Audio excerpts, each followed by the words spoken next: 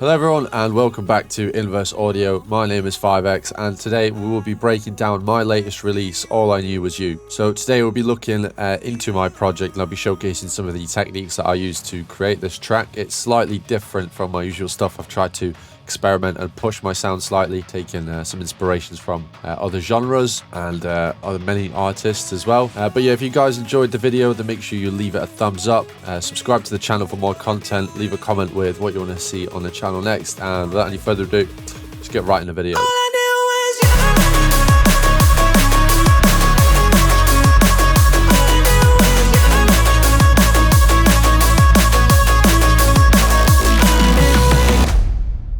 Hello, it's 5X in the future here, and I forgot to mention in the video, but I'll be uploading a full unedited 1-hour tutorial to the Patreon for the breakdown of this tutorial. So if you want to see everything from the patches to every setting on effects, like everything there is to know about the project, I've put it in that video for the Patreon. On top of this, I also have other videos that are really long, for example like 40 minutes, breaking down how I post-process every sound every time, as well as a monthly sample pack. So yeah, definitely a lot of knowledge to be learnt on the Patreon. So if you're interested, the link will be down below, but I'll leave you to get back to the video. Okay, so this is the project for the track. As you can see, it's quite beefy. There is a lot of elements. It's not my busiest track, but that's not to say it's not empty. Right, so I mean, this track really started off with the vocals, so I think we will check those out first. So the vocals for this video are actually from Vocalify. Now, if you don't know what Vocalify is, I've spoke about it on this channel before. It's essentially a vocal marketplace. I'll leave a link to it below, and if you want an extra 10% off, use the code INVERSEAUDIO10. But yeah, these are the vocals that I managed to find. I think it's from like a future bass song. In a world that's ever changing, you're the only thing that remains. And then it had like this really sort of catchy section, which is what it piqued my interest. Rather. All I knew was you, was you. All I knew was you. And that's sort of like the main drop element. If you want a tutorial on how I process my vocals, then I've already got one, so that's on the channel. So check that out if you want like in-depth vocal processing techniques. But I've done quite a lot of creative stuff on here. So for example, like this LFO gate sounds a little bit like this. All I knew was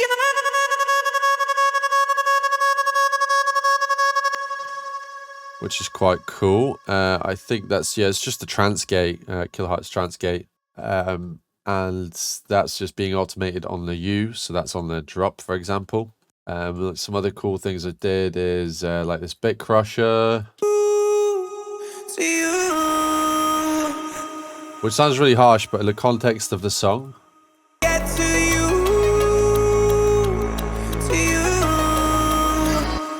kind of adds like this nice metallic texture. It's also a technique I've heard used in rock before, so I've just kind of stolen it from there. Then here we've sort of got this like repetition section here, which is essentially just a manual delay with a few plugins like an Alter Boy and Quantize, making it deeper, etc. But there's not really a whole lot to say about the vocal. It's mostly just what I got given from the Vocalify website. Then I've just chopped bits in and added like little manual delays and stuff. I guess this is one little backwards reverb, which is pretty cool. But yeah, I really didn't overcomplicate it. But yeah, moving on to the synths next. I think the sort of like initial idea of the track when I first made it sounded something like this. I think it was just the pluck and the respace with a vocal. When the night is falling and the stars don't shine as bright. So initially it started off as an accent pluck. And I think that's from... Yes, it's just a serum pluck. And then that sort of turned into the main melody. I added some extra notes. and that gave it like quite a nice bounce. So that sort of just turned into the main lead.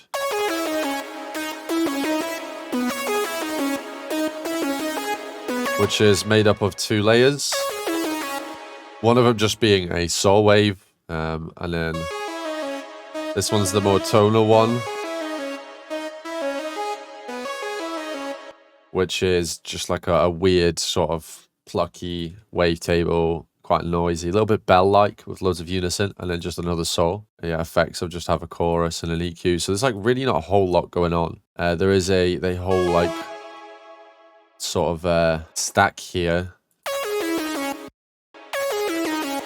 and that's just where the reverb lives. I've sort of, because I've got quite a few plugins going in, or a few instruments going into it. Then for like sort of accent stuff, I did in the square pluck.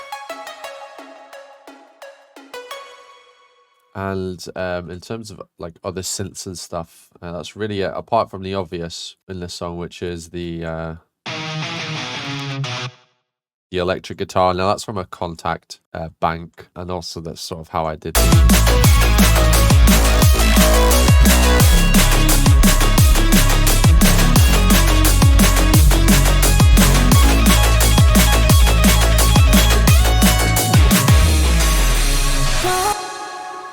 So yeah, that's all from Contact. I guess, okay, so there is one other element, and that would be in this sort of like second bridge, in this bridge right after the first drop.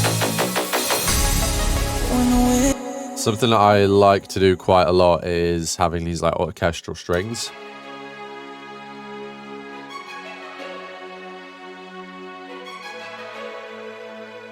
So there's 2 layers. One of them is a legato string, which just plays the chords. And the other one is staccato or pizzicato. I'm not sure, one of them. And that's just sort of like playing the main pluck melody again. So nothing too complicated. It's just like a lot of layers, really.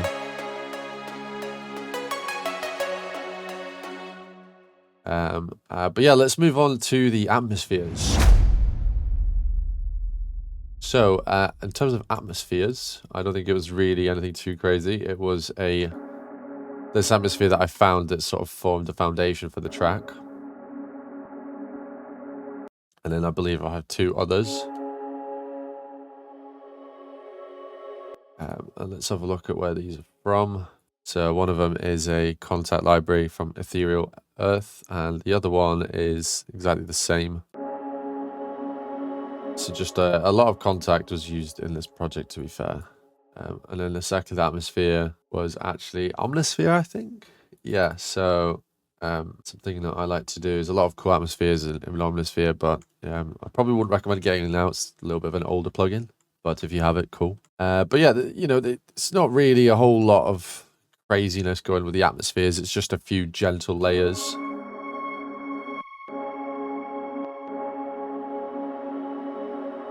They really just create a bed of sound for everything else to sit on.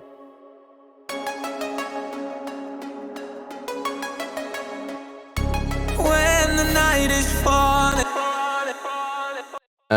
But yeah, let's move on to the bass. So it's probably what you guys have been waiting for, I imagine.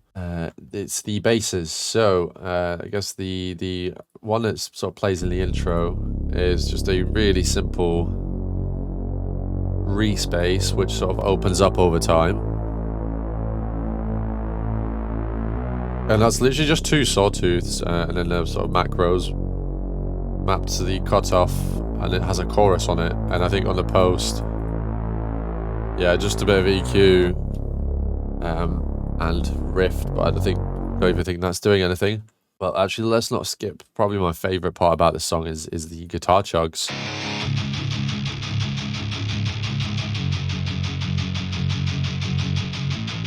Which absolutely amazing in the context of the track as well.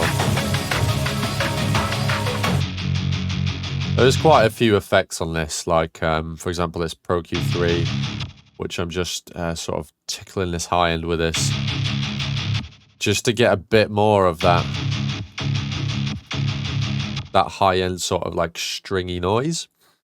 Disperser, of course. I have a Decapitator, bit of OTT, just more like EQ, And then these gains, they're just automated for various things in the project, but they're not really doing anything. So yeah, not a whole lot, just a bit of EQ and distortion. They sound really good as they come out of the plugin. But there's really like 3 basses in this whole track. If we exclude the sub, which is just a clean sine wave. So yeah, the main bass of this whole track is definitely this mid bass. Now I have done a full tutorial on these mid basses, so if you want to go check that out, go find it on the channel as well. But essentially, they are just saw waves processed a tiny bit, playing 8th notes, literally just copying the chord progression. And there's 3 layers, so there's a lower one, which is like the main one with the saw. And there's like a higher, almost like FME one. And then one that almost serves as the white noise. Then there's a few other basses that actually didn't make it into the track. Stuff like this. Yeah, we don't talk about it. There's a reason why it didn't make it in the final song. But the other sort of basses that we have in this track.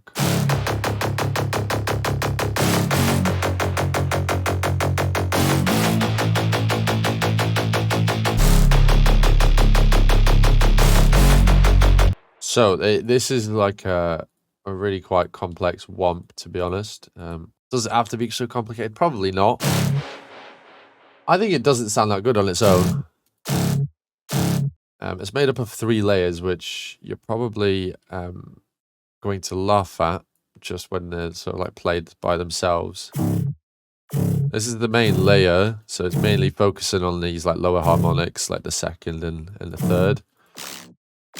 Then there's the noise one, and then there's like the main harmonic.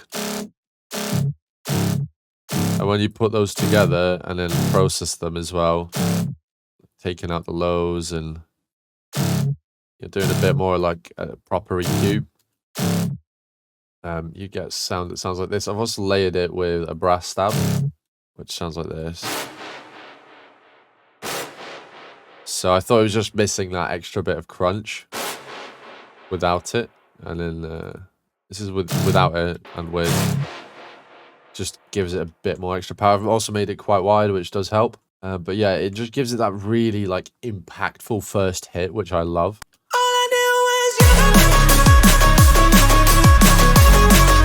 And then in terms of MIDI, all it's doing is following the like root notes of the chord progression, but then also before the end of every chord, it plays a note. So it sort of like walks up the scale. And then the only other bass I have in here is this type,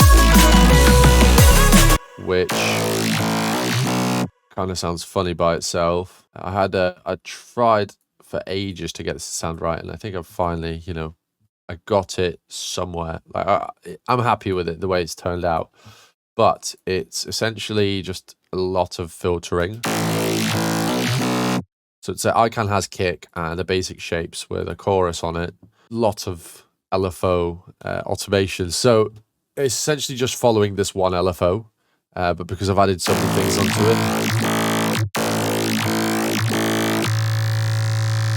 it sounds quite nice, and I wanted to have that sort of movement. And then I layered that as well with, I just literally copied the patch and changed the wavetables, so like a square, and this is like the wide layer. But yeah, those two, they're quite heavily processed. A lot of EQs and dispersers and etc. Same with this. A lot of the sounds in here are just really clean. They don't use any super complex wavetables. They do only on the layers. And I think just sort of layering everything nicely in the stereo field is definitely an underrated technique to get things to sound full and clean. So yeah, that's sort of the bass if I just play them by themselves. Here's a good little tip. If you're ever struggling to get your basses to sit right, or just sort of make them sound good together, just listen to them by themselves.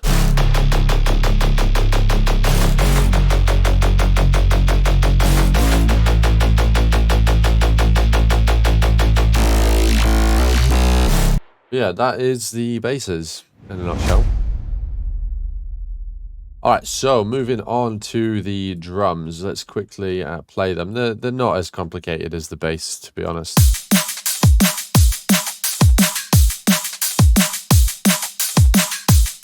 Okie dokes. So we have the kick. So I did try and synthesize one,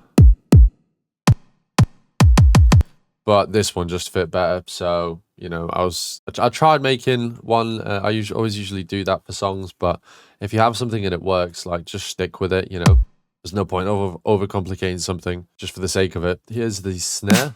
So this one I did actually make for the project.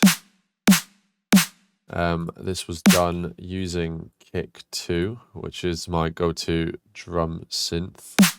And it's just a preset that I have. Essentially, you've never seen what a snare sounds like without the processing and everything. Essentially just like a pitch down sine wave. And then you layer sort of like clicks and white noise with it. You get the snare, and then a little bit of a post, just clipping, and a little bit of EQ, really just cleaning the sound up. And then I kind of wanted to go for a metallic sort of sound, so I found this layer and I really honed in on this like sort of metallic frequency. Well, as in the frequency, and it made it sound metallic. So without it, it was just a bit boring. So just gives it a bit of flavor. Hi-hats, so we've got a ride on every quarter note, and then just layering top loops and drum loops. So this one's actually a full drum loop, but I did just low cut it, and then just like stacking the layers. But if you are stacking your top loops, make sure they actually add to each other instead of just adding them for the sake of it, because that can sound really quite messy. So that's the main drums. I've also got like quite a few fills and stuff, which are made up of one of the drum fills from my sample pack, the Future DnB one. And a few crashes that are sort of panned around. And then the only other sort of drums I have in the track is this clock ticking in the intro, which is quite cool. And then I have a few layers on this sort of middle section, which is this one with the guitar sort of comes in. So I have this sample which is rendered. Essentially, it's just a drum loop with a gate on it, and it's bit crushed. So it kind of that wasn't in this project. I sort of borrowed it from somewhere else. So then I also have like 2 layers of tribal drums. One of them I made, and then the other one was from Splice. Just Action Strikes is the library. So yeah, sort of just layered them two. Cut the lows out because I don't want it to be like super muddy. And same with this one.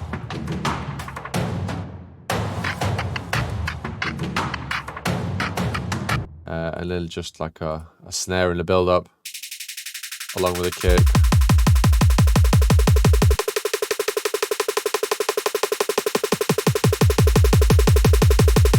And yeah, that's it. So the last thing we got is the effects. I did spam quite a lot of effects in this track, especially in like these middle bits and the transitions. The drops I kind of just kept like relatively empty. Just this one sort of exhaust every 16 bars. But then when it like sort of transitions, there's a lot of stuff going on.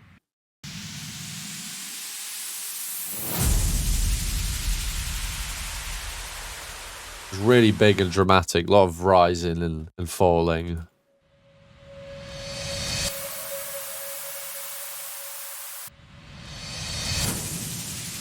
So yeah, it's pretty much like the same effects, just tailored to each other. There's also one cool section in the middle where I've got like these panning. I almost took inspiration from like Solar System with that one. So there's 2 of them. Sounds quite cool in the context.